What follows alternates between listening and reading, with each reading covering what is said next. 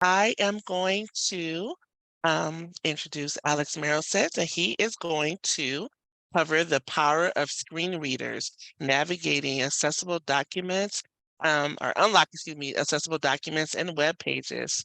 All right, Alex, you are now on. Thank you.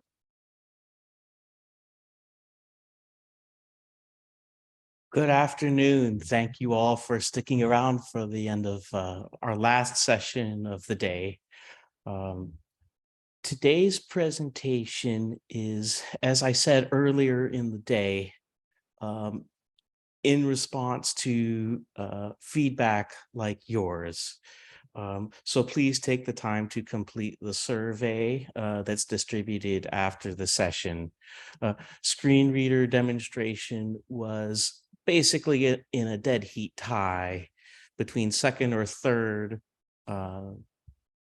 uh, most requested session in upcoming workshops. Um, I'm telling you this because I'm approaching for another reason too. I'm approaching this presentation with a little bit of trepidation in that uh, I am not sure how well a presentation of a screen reader really works in such a large group format. Um, it can be very text heavy, and sound sharing and over Zoom and things like that creates a lot of complications. And I know Sean mentioned that a little bit as well. So I think this is going to be an interactive presentation where you'll be doing much of the demoing on your own. Um, but again, today we'll be looking at the three screen readers on Windows. So if you're on a Mac, you're going to be excluded for today. And that's because I really couldn't teach or demonstrate all the features of any one screen reader in the 45 minutes that we've allotted.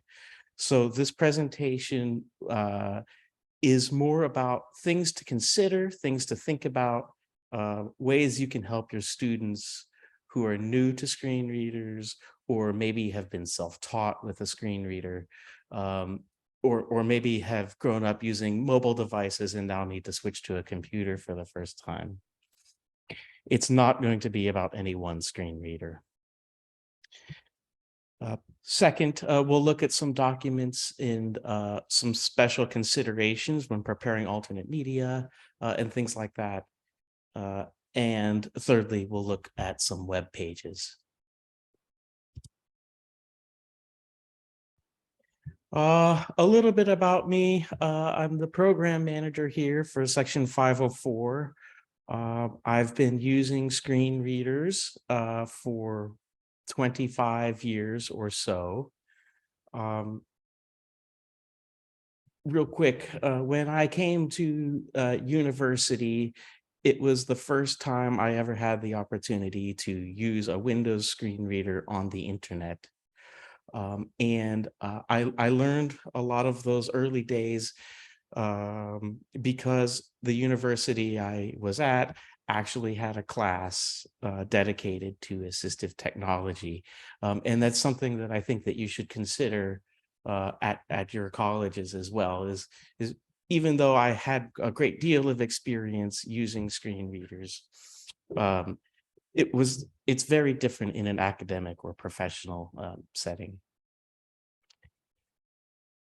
Aside from that, I've been certified as a JAWS trainer and other screen readers and worked with assistive technology.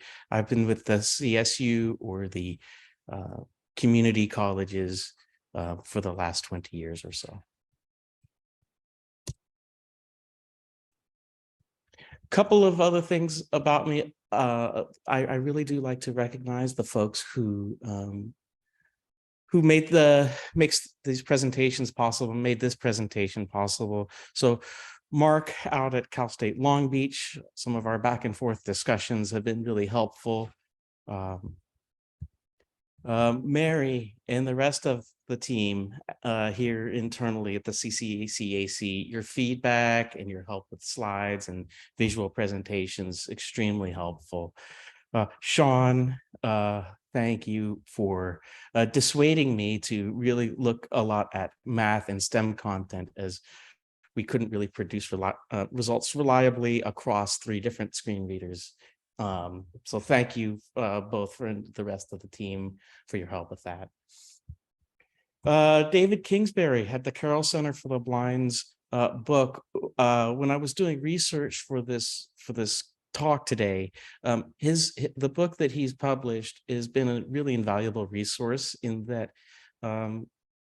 And I encourage you, if you're working with students who are new to screen readers, to read it. It's free, and really has a lot of good information. And then lastly, teaching is you're never stop learning, right? So anytime I've worked with a student over the years, I've learned more about how to teach subject matters like this. So thank you very much for that.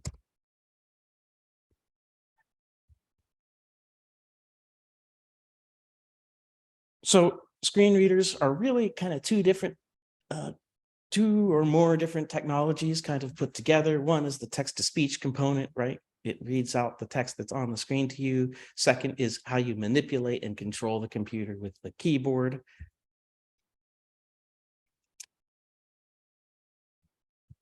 And then the way that the text is read back to you that alerts the user. So text-to-speech, keyboard input, and commands, right?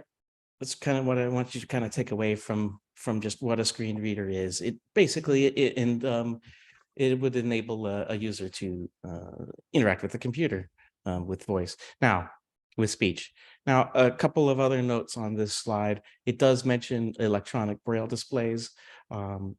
That is something that can work with some screen readers in terms of manipulating them and not others, and is kind of going to be outside the scope of today's presentation.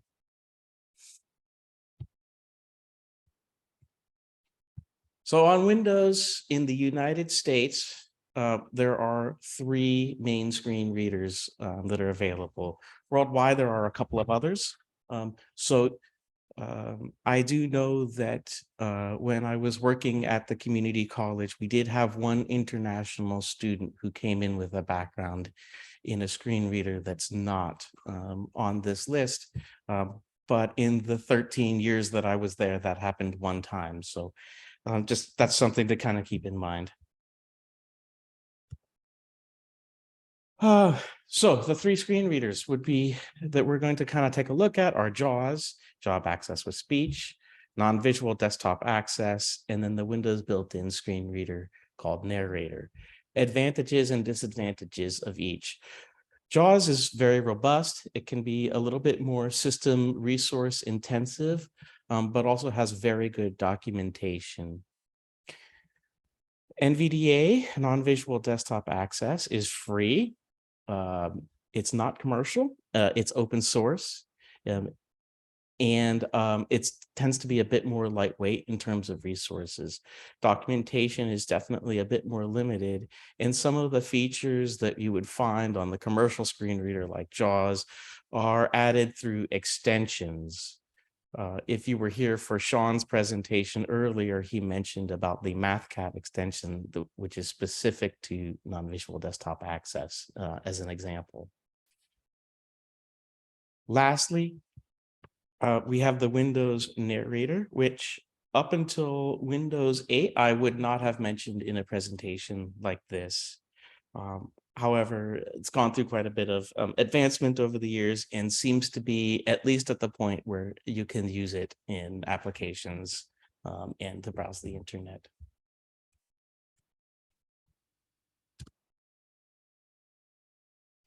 Okay, before you even start, let's obviously spend some time with your student, right? And observe their ability to be oriented on the keyboard and know where the keys are. There are some commercial programs to assist with this, if that's helpful. One thing that I've found when working with newer students to keyboard interface rather than touch interface is when they complete a keystroke or command, they'll immediately pull their fingers away from the keyboard,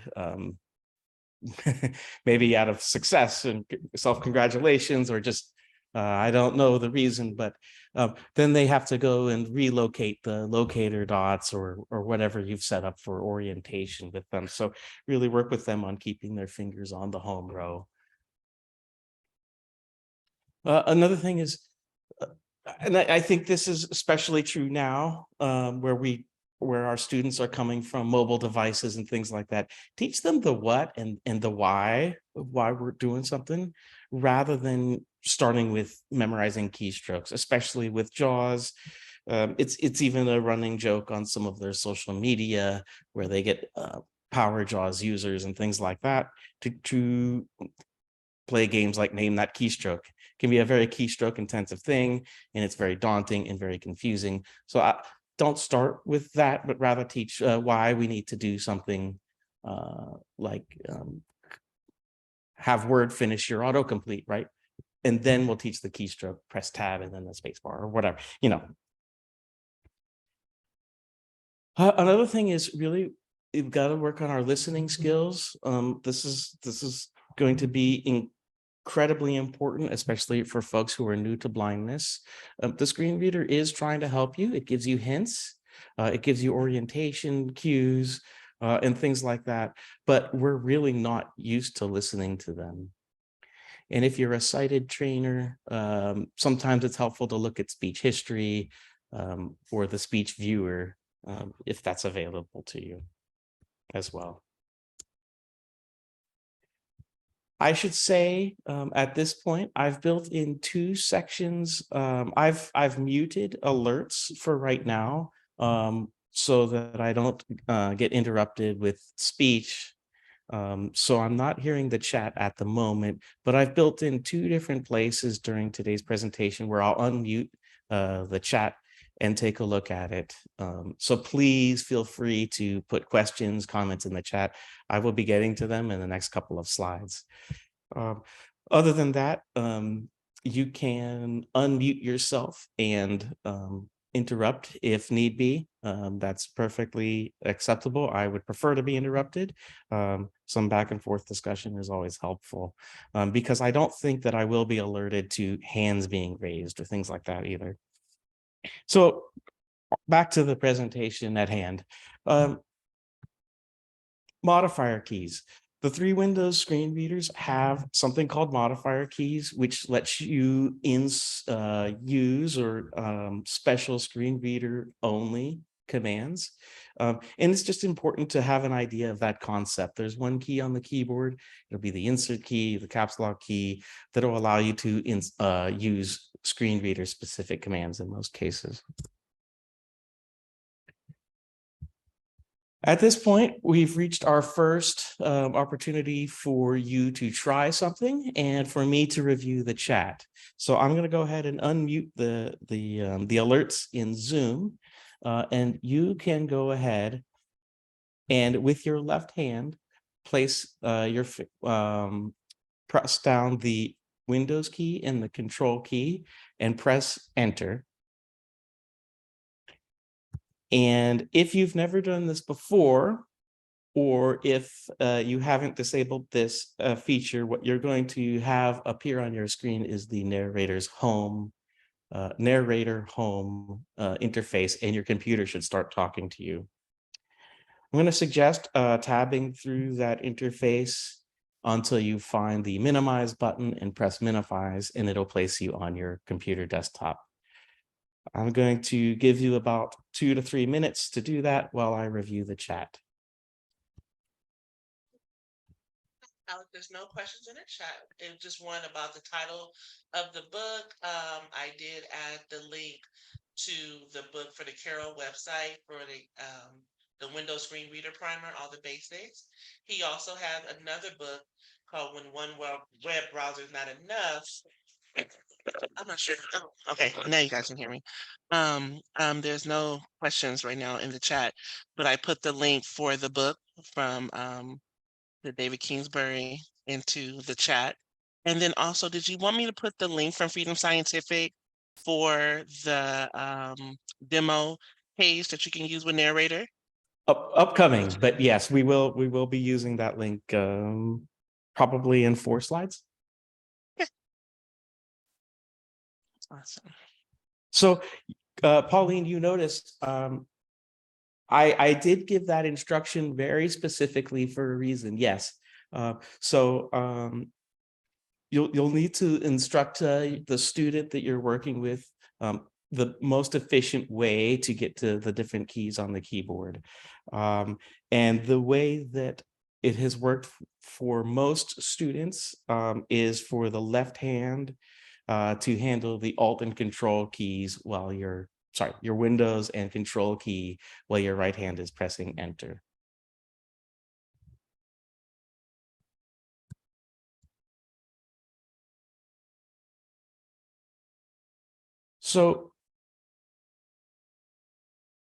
So at this point, I am going to go ahead and mute the chat again. I'm going to encourage you, though, to leave narrator running for the moment, and we're going to walk through a couple of exercises together.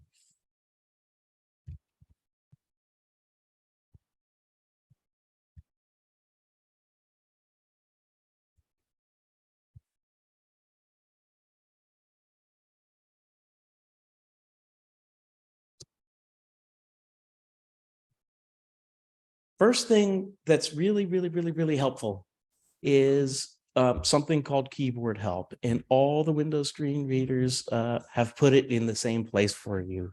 And it's helpful to learn where the keys are on the keyboard.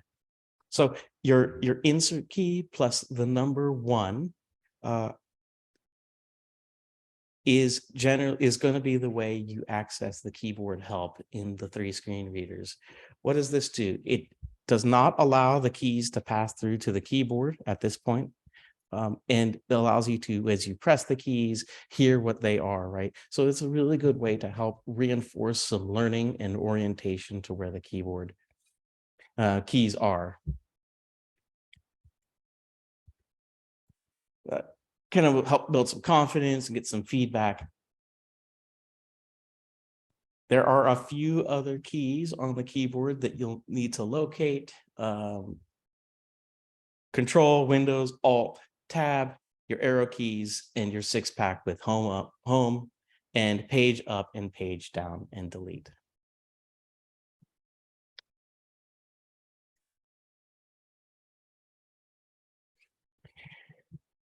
Three elements of Windows that I think that your students will need to know right away, and how to get to them and where what to use. And so we're gonna walk through that together. There's going to be your start menu.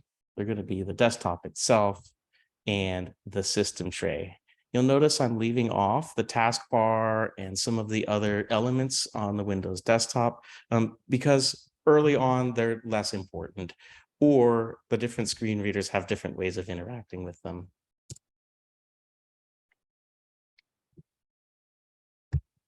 First is just the start menu, right? So that's going to be your Windows logo key.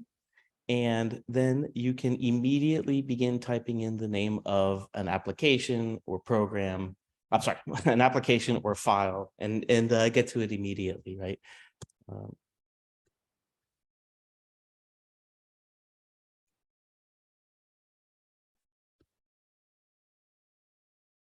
The second is the system tray. And the system tray is important for a couple of reasons, but one that's especially important for anyone using text-to-speech or screen reader, that's where your system volume controls are, right? So if your computer is too loud, it's where you got to turn it down. It's too quiet, it's where you turn it up, right? It's something that a screen reader user is going to need to be able to access very easily. You can access that by pressing down the Windows key and the letter B. Couple of other things that are important in there are your battery level and your internet connectivity status, right? Desktop. Couple of different ways to get to the desktop. One is by minimizing all the other applications and arriving at the desktop.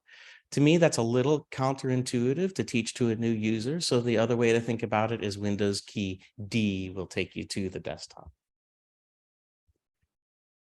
While you're there, you can press Control Home and hear the number of applications on the desktop. The number of items on the desktop, uh, and locate yourself on the top left. This is an important exercise because this is where it gives you a good opportunity to first teach um, first letter navigation, as well as, just navigating around with the arrow keys. So first letter navigation, say you've got the recycle bin on the desktop, you can press the letter R and your focus will arrive at the recycle bin. And then if you press R again, it would move to the next item that starts with the letter R, if you have one. Another thing about the desktop that's important is this is the easiest way for a keyboard only user to, like those who use screen readers, to handle power management. So Alt F4 at this point brings you right to your shutdown dialog. And yes, there's another way to get there in the start menu, but this is often the easiest with Windows 10 and above, 8 and above, really.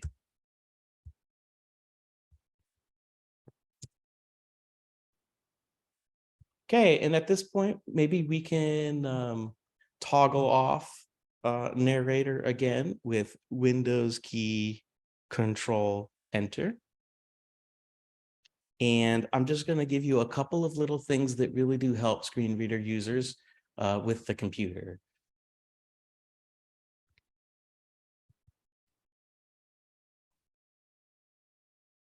Show file extensions, right? Because file extensions give you a lot of information that you might not otherwise have, like screen reader presentation .pptx, right?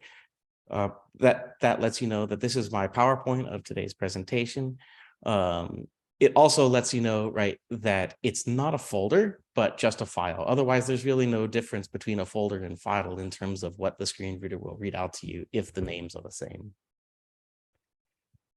If you have the ability, assist them with switching the function keys on the computer, because the screen readers use F1 through F12 as their functions, and many laptops have switched those to using for screen brightness, volume, mute, and things like that.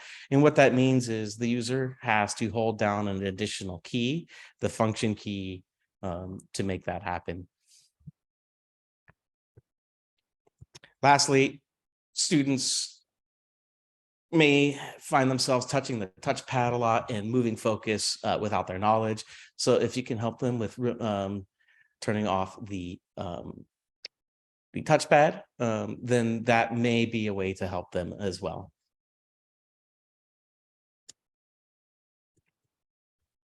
Okay, so some document formats.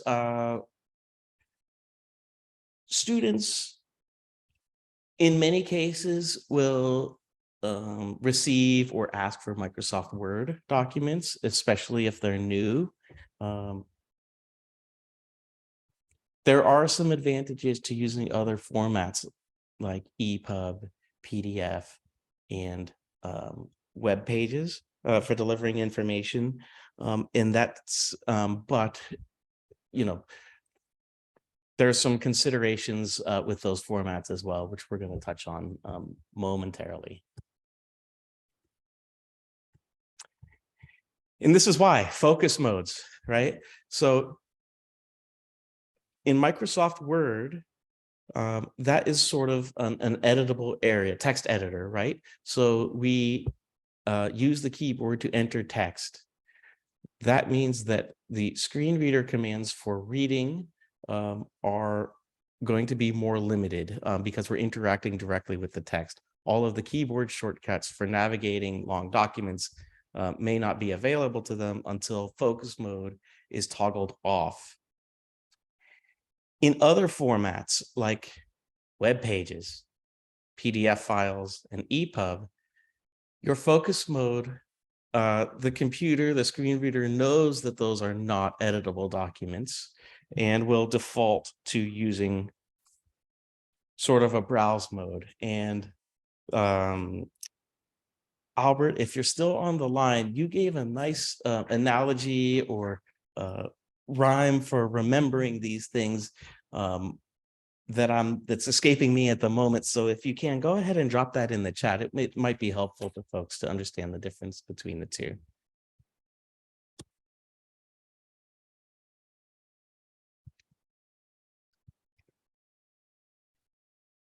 So yeah, with Word, we've got to toggle on our browse mode.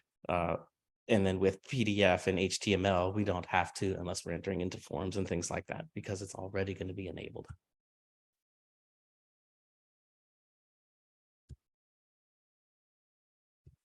Okay, so we've reached our second opportunity to kind of unmute the chat and have you go ahead and try it.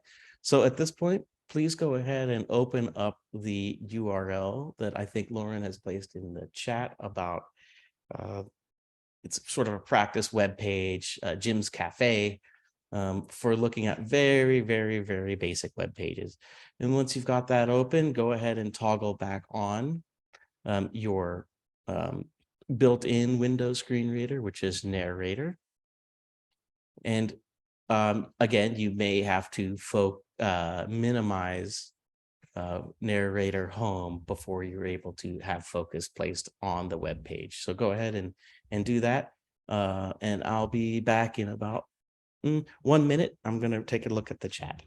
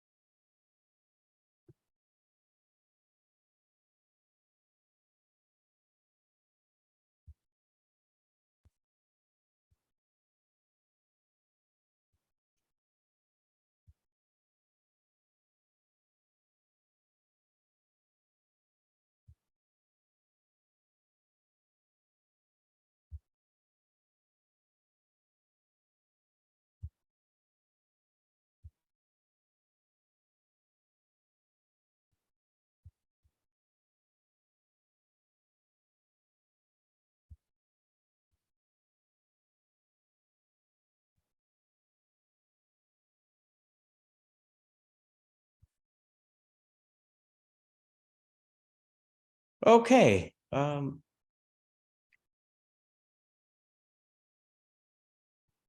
Couple of things about reading with a screen reader.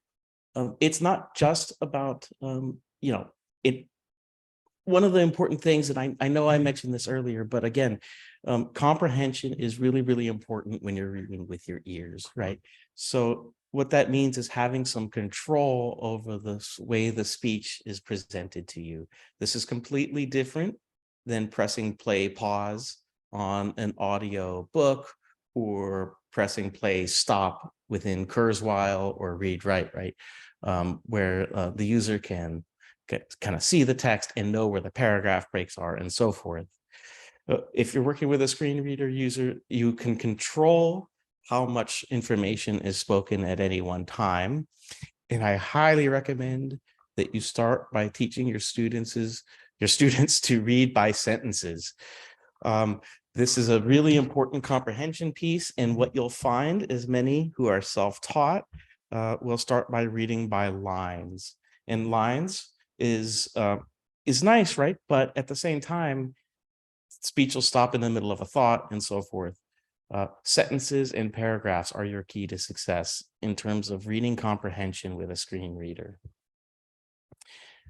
Fortunately, the commands for doing this are pretty much the same across the board. So go ahead and press your control down arrow to read by paragraph in Narrator on our webpage, and so forth.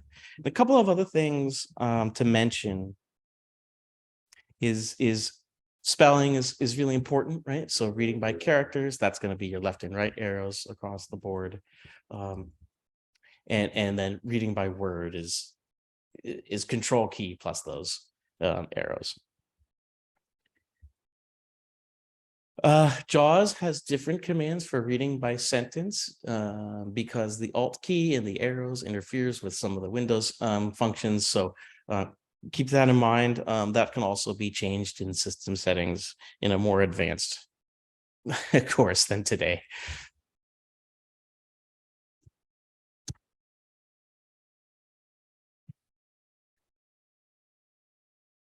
Okay, I did want to touch on one other topic today about reading formats. So you can go ahead and, well, let's do a little exploring here on our Jim's Cafe webpage. We can, because our browse mode is enabled, we can also locate things more easily on the page with your headings. You can, tab to the next link and things like that. So basically, this is what it means to have browse mode turned on, is these keys can be used for navigation.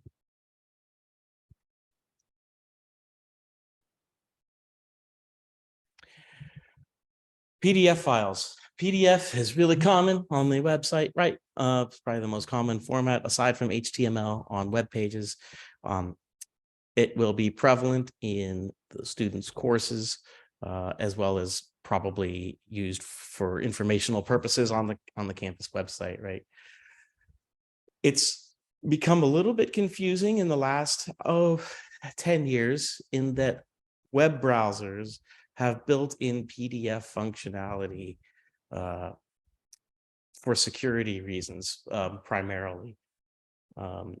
So unfortunately, what those web browsers show is the text with very little, if any, formatting, and tends to get line breaks in weird places and things like that, which may not be disruptive for a sighted user reading visually, but they're not going to be very useful for a screen reader user.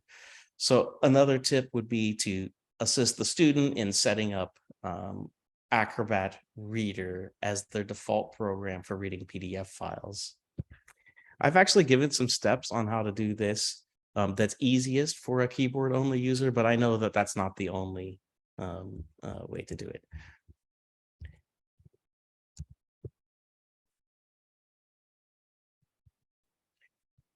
So Acrobat DC Setup Assistant, right? So when you're running a screen reader and you open Acrobat for the first time or open a PDF for the first time, you're going to encounter something that I know a lot of folks don't think about. And that's the Acrobat Reader, Acrobat Setup Assistant, Accessibility Setup Assistant. So this is a whole new set of options that is only available if you're running assistive technology, primarily a magnifier, screen magnifier, or screen reader.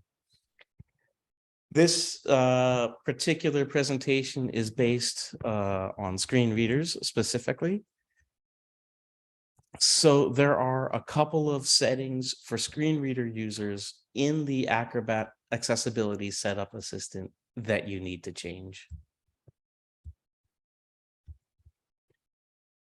First, change the reading button to make sure that the entire document is read at one time. This is so your commands for reading can work, like links list, headings list, and things like that. And then the second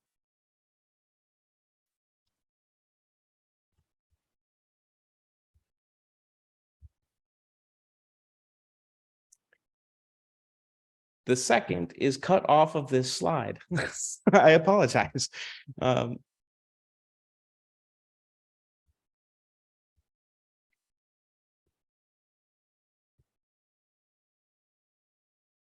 So you got to change to set all accessibility options for screen readers. You don't want to click through that box. And then the second is make sure to read the entire document. One other setting that you need to change is in the security enhanced section of Acrobat Reader. Right? So go into your preferences dialog, come down to security enhanced and disable it. Got a couple of screenshots here to walk you through that.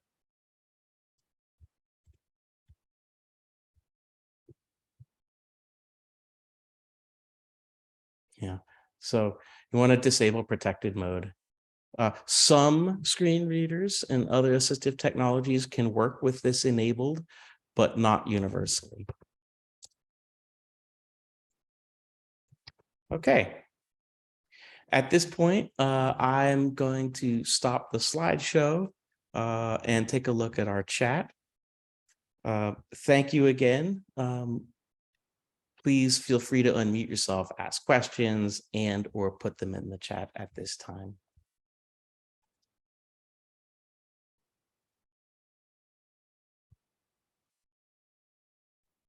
So Alex, I have a question. Yes. So let's say I want to review an online course that faculty have created, and I want to check the student experience using a screen reader. Do you recommend that I use JAWS, or just using the Windows narrator would be okay? What's your recommendation?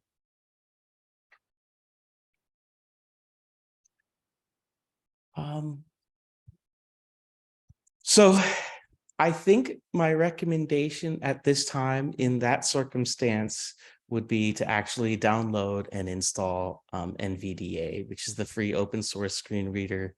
I think that will be the most standards compliant and most accurately simulate the student experience. Okay, thank you. To follow on that comment, I do get questions quite regularly about why do we teach JAWS when NVDA will work in many cases. Couple of reasons for that. One, some of the built-in functionality, right? But some of the Braille support is extremely important, right? And also, it is commercial, and IT departments are going to, in general, be more willing to work with that than an open source screen reader. But for testing like the kind that you're described, NVDA would probably be most duplicative of a student experience.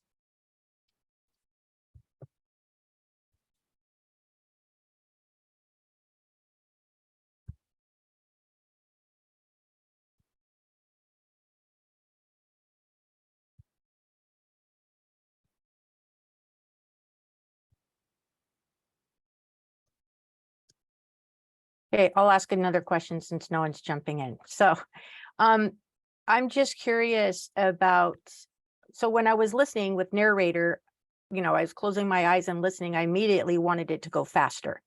And so I'm just curious at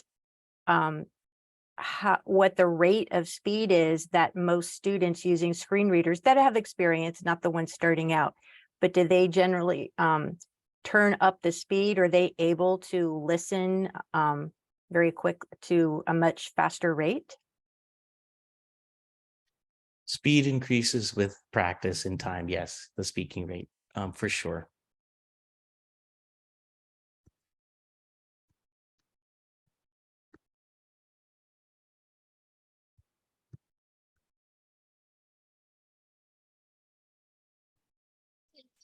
Questions from the chat, please feel free to either jump in or put in the chat if you want us to ask a question for you. Lauren, we're having trouble hearing you. Yeah. So what she said is go ahead and place the any questions that you have in the chat.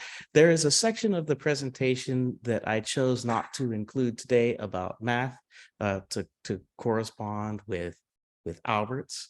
And much of that was because the experience was so different across the screen readers that it really kind of was outside the scope of today's presentation, but know that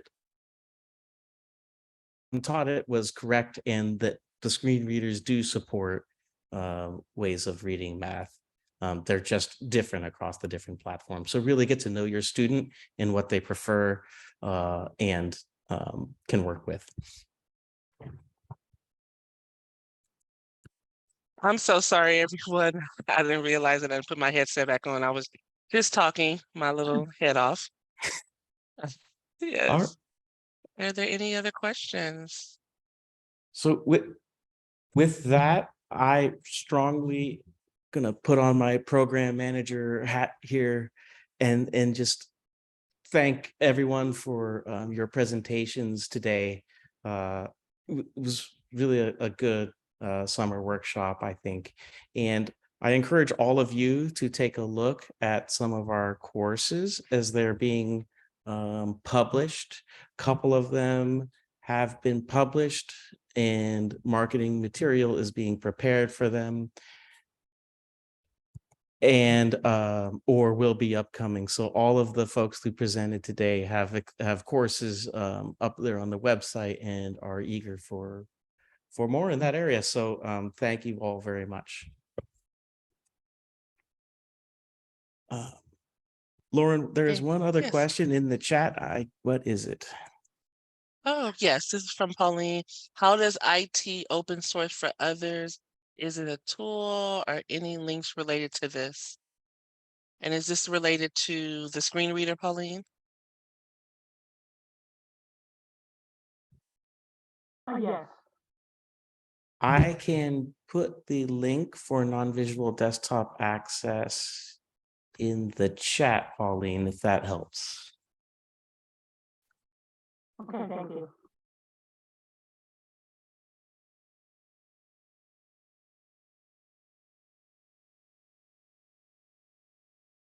And there's also the link to our self-paced accessibility courses that you can bookmark. And again, we will also send out notice once our classes are published. We'll put those into our listservs and our mailing lists to make sure that you do receive that notice, not to miss any of the new courses coming up that were mentioned today. And I just want to thank our ASL interpreters, our captioners, our director, program managers, and our project manager, Angela, and all of the other 504 and 508 staff that were here today to assist us along, and all of you that have spent the day with us, and hope that these sessions were really helpful and well-rounded. And like I said, you're able to take these back to your campus and serve your students even better. I'm also going to put into the chat our email address if you ever have any questions, any anything that you need to ask or accessibility wise that you're unsure about or just want to give like a second opinion, please feel free to contact us. And is there anything else that you might want to say, Alex, before we let everyone go for the day?